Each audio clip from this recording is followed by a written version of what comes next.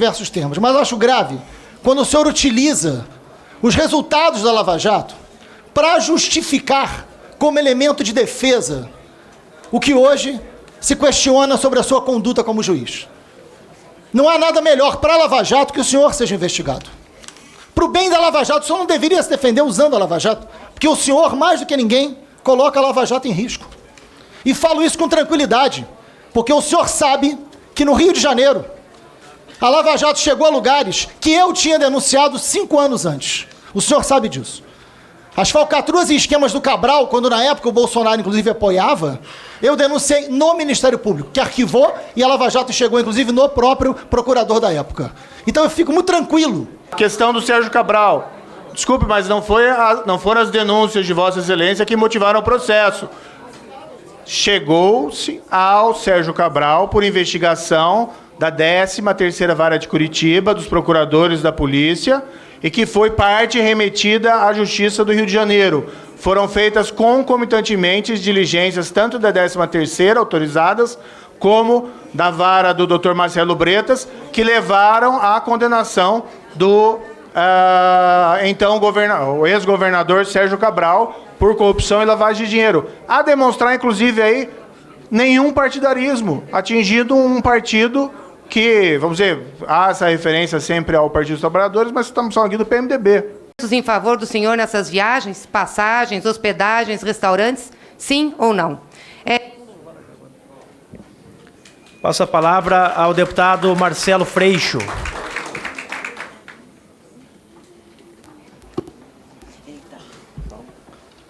Senhor ministro, queria que o senhor me respondesse, em tese, a sua opinião sobre um juiz que tenha a seguinte prática. Em tese, o senhor como juiz, que opinião o senhor tem sobre um juiz, por exemplo, que aconselha uma parte? O que o senhor acha sobre isso? O que o senhor acha de um juiz que peça para uma parte emitir uma nota para a imprensa? Eu quero a sua opinião como juiz sobre um juiz que faça isso.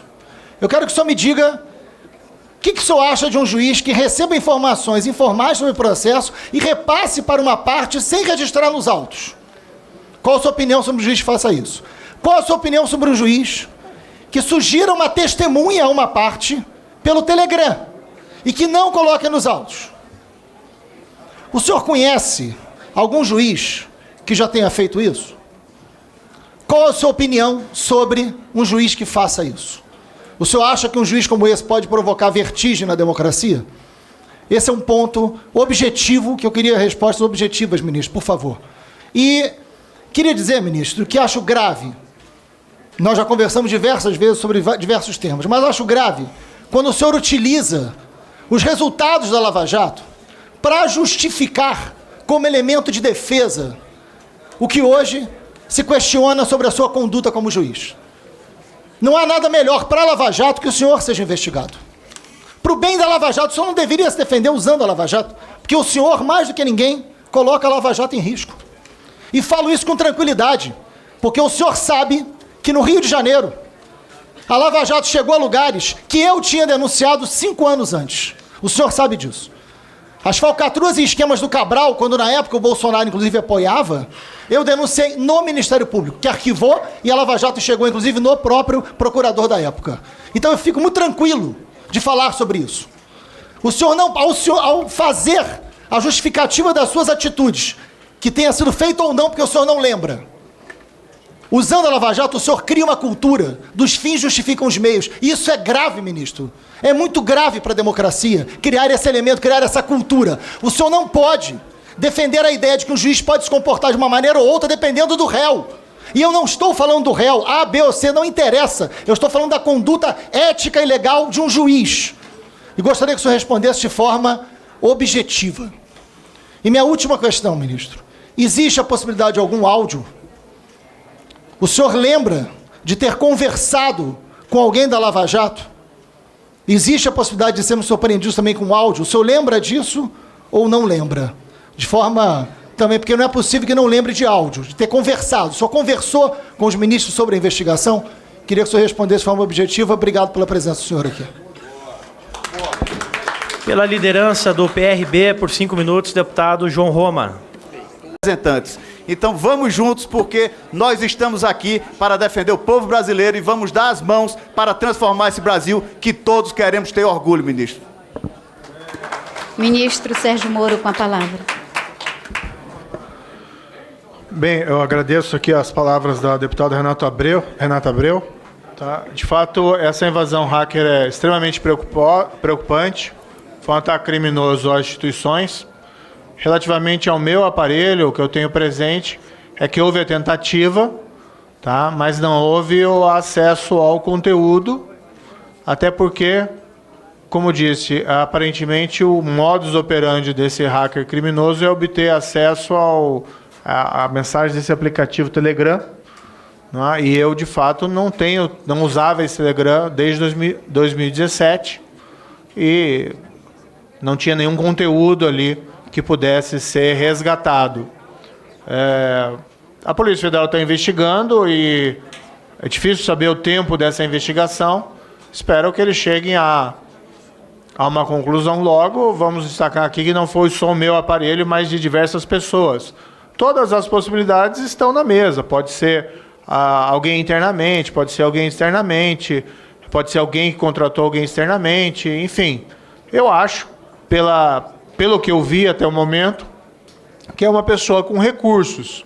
Eu suspeitaria de alguém que tem interesse, até porque eu não fui o primeiro alvo desse ataque, né? Foram os procuradores.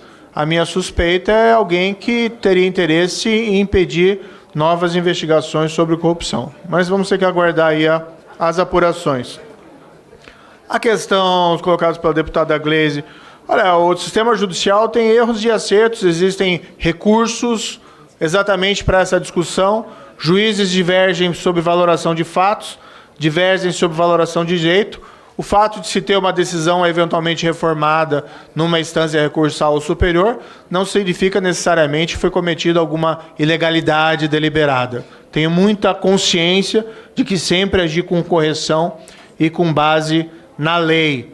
Essa mesma decisão que invalidou essa investigação, a Operação Sundown, foi uma decisão isolada do Superior Tribunal de Justiça, contrária à jurisprudência da própria Corte, que vigora até hoje. Foi uma tentativa de mudar a jurisprudência que não prosperou, mas acabou invalidando esse caso específico. Eu já mencionei, jamais vazei qualquer conteúdo submetido a sigilo no âmbito da Operação Lava Jato. Não tenho nenhuma relação com o advogado Marlos Arnes, né? O que existe em relação a esse indivíduo que se encontra na Espanha, o tal do Tacla Duran, é uma pessoa investigada e acusada por ter lavado dinheiro para a Odebrecht, certo? Essa pessoa fugiu do Brasil e se encontra refugiado, tem mandado de prisão vigente aqui no Brasil e as acusações contra essa pessoa são muito graves. A pessoa começou a fazer declarações, nem sei se ele tem alguma relação, contratou de fato esse advogado. O advogado, até onde eu tenho presente, é uma pessoa com absoluta correção, inclusive parente de um senador do Paraná, né? Também que se destaca por um grande comportamento probo e correto. Relativamente à referência à minha esposa, lamento, repudio essa sua afirmação, né? Eu acho assim muito baixo, a minha conduta pode ser atacada Lava Jato, mas colocar familiar que não tem qualquer relação com os fatos... Eu só fiz uma pergunta, não afirmei. Eu repudio a insinuação. Ninguém atacou ninguém, foi feita uma pergunta. O senhor tem que perguntar sobre o marido dela, senhor presidente. Continue a responder. Bem, eu repudio essa insinuação. Perfeito. Em relação ao advogado Carlos Ucoloto, igualmente, é um advogado trabalhista, é de fato um amigo da família, não tem nenhuma relação com Lava Jato, com investigado, com o processo da Lava Jato.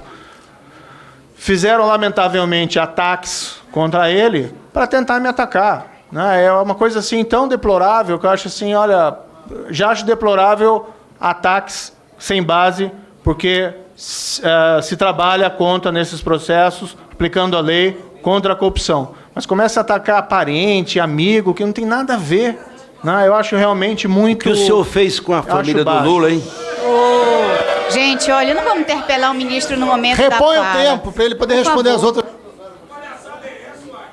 Tá, Em relação às questões, conta no exterior, coisa assim, isso é maluquice, né? Não tem nada, não tem conta no exterior ou coisa que fala. Nunca recebi dinheiro do exterior, sempre agi com absoluta correção em relação aos meus procedimentos. Se alguém quer me acusar disso, então apresente algum elemento. Não existe nada, nada.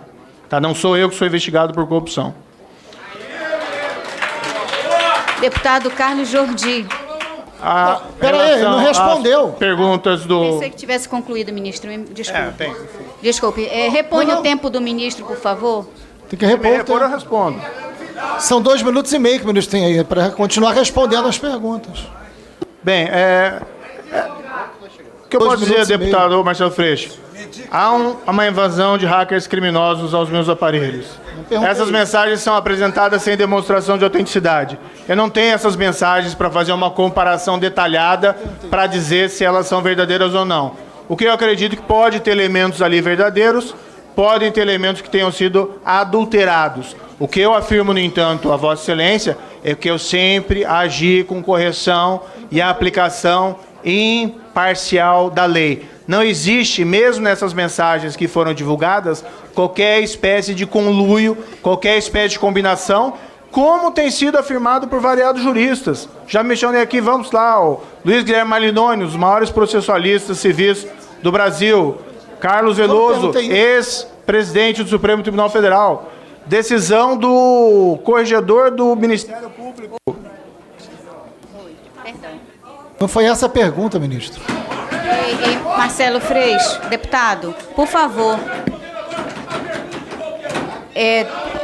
Deputado Valdir, por favor, não tumultue a audiência, deputado Valdir. Ministro, está garantida a palavra para Vossa Excelência. Não, enfim, eu acho que eu respondi. Né? Não existe nenhuma situação ali que comprometa, porque prova obtida por meio ilícito, prova que não tem demonstração de autenticidade, prova que pode ter sido adulterada, não tem como verificar, que há sinais de que tem havido adulteração, e do conteúdo dessas mensagens não se aparece nada de ilícito, basicamente. A questão relativa aqui à questão do Sérgio Cabral. Desculpe, mas não foram as denúncias de Vossa Excelência que motivaram o processo. Chegou-se ao Sérgio Cabral por investigação da 13ª Vara de Curitiba, dos procuradores da polícia, e que foi parte remetida à Justiça do Rio de Janeiro. Foram feitas concomitantemente diligências tanto da 13ª, autorizadas, como da vara do Dr. Marcelo Bretas, que levaram à condenação do então o ex-governador Sérgio Cabral por corrupção e lavagem de dinheiro. A demonstrar, inclusive, aí, nenhum partidarismo, atingido um partido que, vamos dizer, há essa referência sempre ao Partido dos Trabalhadores, mas estamos falando aqui do PMDB. Agradeço as palavras do deputado João Roma, né? Eu realmente concordo com Vossa Excelência, nós temos que pensar no futuro, nós temos que olhar o futuro. É por isso que eu tenho insistido respeitosamente aqui junto ao Congresso. Ajudaria muito a aprovação do projeto anticrime. Claro que se pode avançar muito sem o projeto anticrime, mas com ele nós avançaríamos mais. Agradeço as considerações de Vossa Excelência. Deputado Carlos Jordi, está presente? Senhor ministro, primeiramente quero parabenizá-lo pelo seu